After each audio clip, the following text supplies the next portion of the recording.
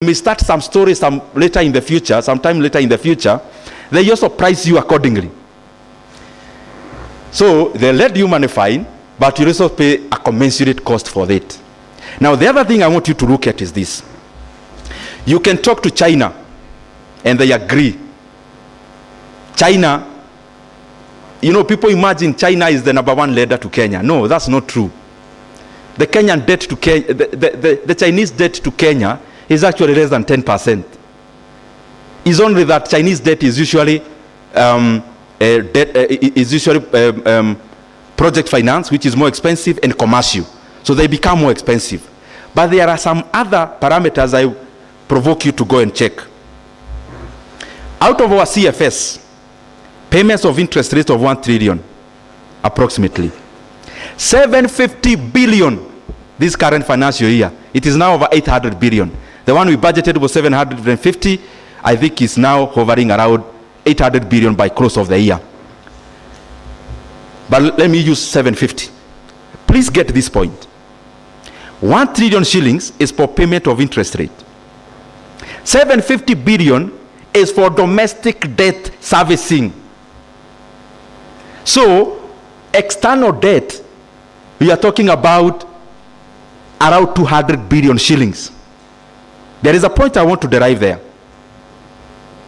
Now, issues around talking about debt. You know, when I'm talking about debt, I'm talking about changing terms, because I am sure 100% we may end up there as a country.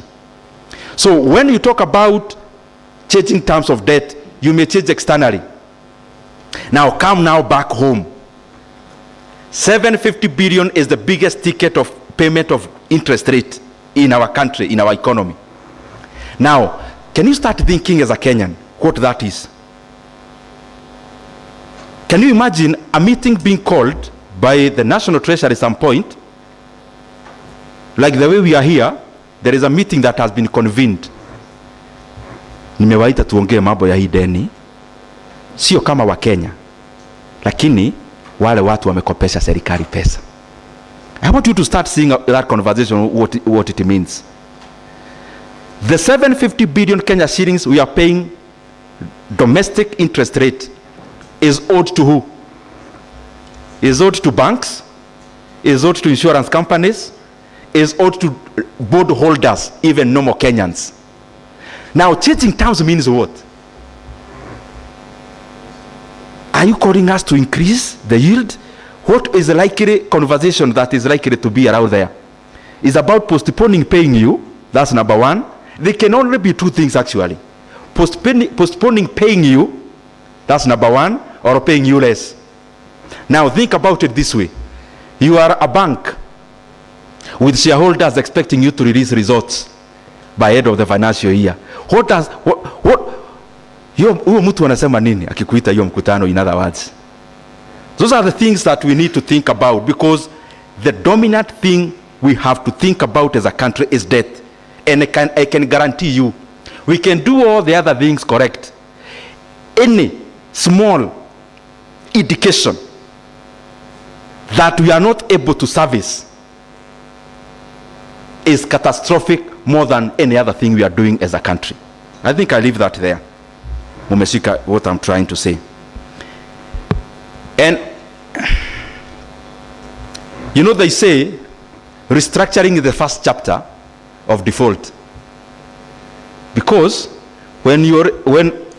the same analogy I gave, if I owe you money, 3 of you, and I've called you one to talk, what are we talking about? We are talking about I may not pay you next month, I'll pay you 3 months from now.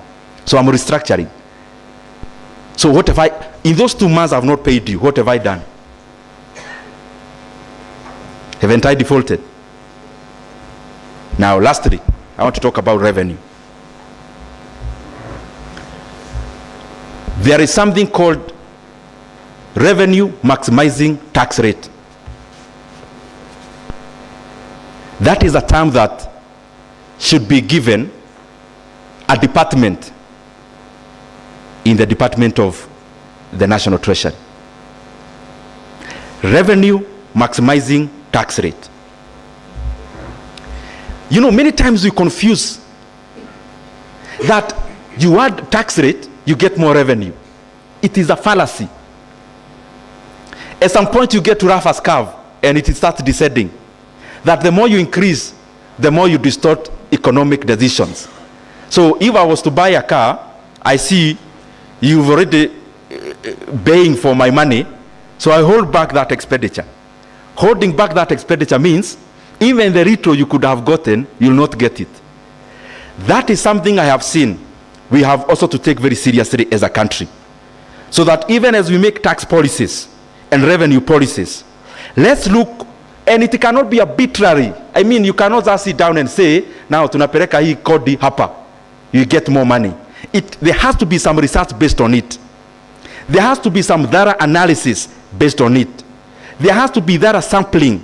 There has to be thorough work in it by coming up with a rate that maximizes revenue without making people distort their economic decisions or market to distort its decision making. We did the finance bill of 2023, which was fairly debated as the one for last year. Now, this is the most shocking thing. The Kenyan revenue to GDP ratio in the year 2023-2024 was around 16%. I want you to see the trend. In the year 2019-2020 was around 15%. In the year 2023, that year, was 14 point something percent. In this current year, up to date, it is around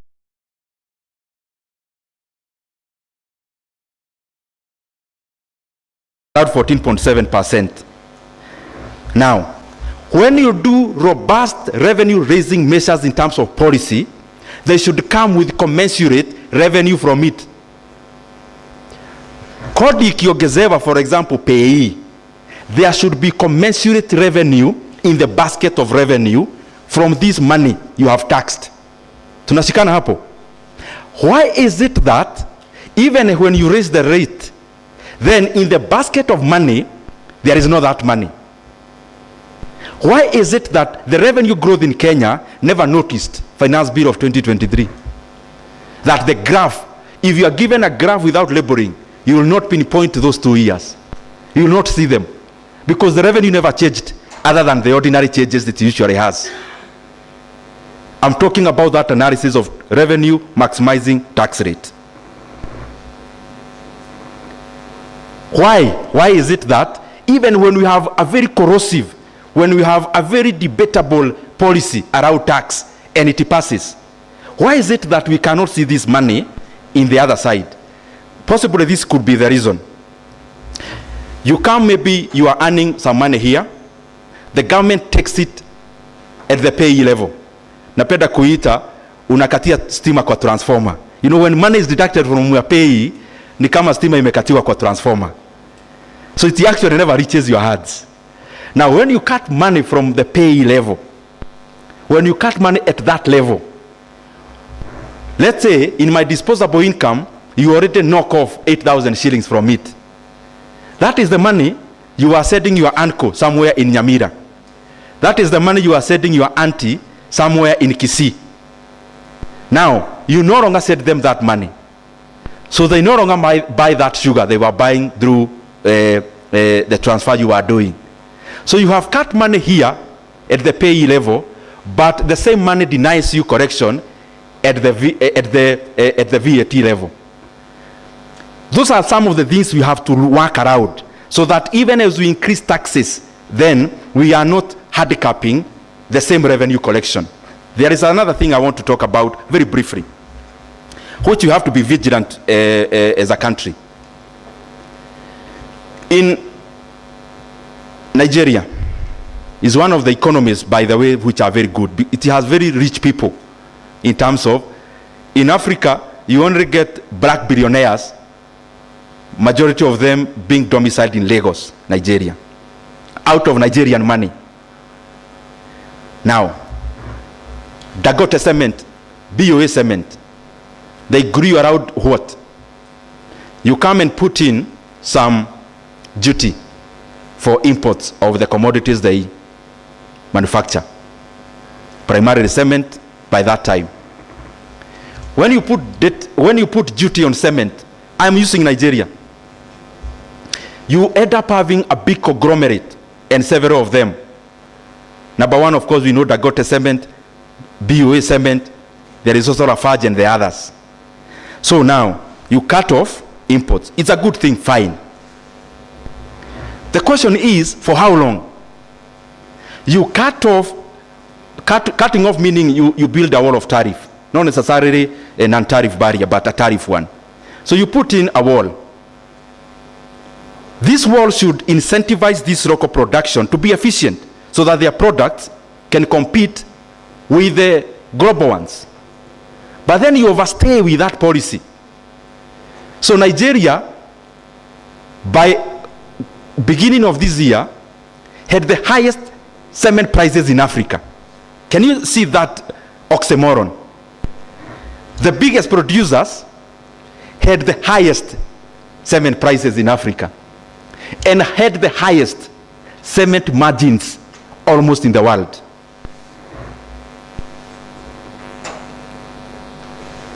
You protect an industry that must come in with an analysis for how long, and there should be government follow-up on when we protect you, up to when can Kenyans continue to pay more for you to get efficient. Because I am here as a consumer in Kenya. The cement prices in Kenya today have gone up. So what am I doing as a Kenyan buyer of cement? I am actually subsidizing as a Kenyan the production of the producer of cement. I am paying a higher price. It is a good thing. It may end up employing many more Kenyans. But the reason for protectionism must not be for longevity of production in this company. It should be up to the point where this company gets competitiveness in competing with any other cement from any other country. If I can import cement, let's say from Mozambique, I'm just using an abstract example, or from South Africa. If I can import a bag of cement from South Africa and it gets to Taita Taveta at a lower price than the cement being produced several kilometers away from that place, I mean, that's also a paradox. Protectionism all along must not be for the benefit of the producer. It must be for the benefit of the economy. And that is why it has to be time-bound. Very lastly, some of the things I think we should do as a country.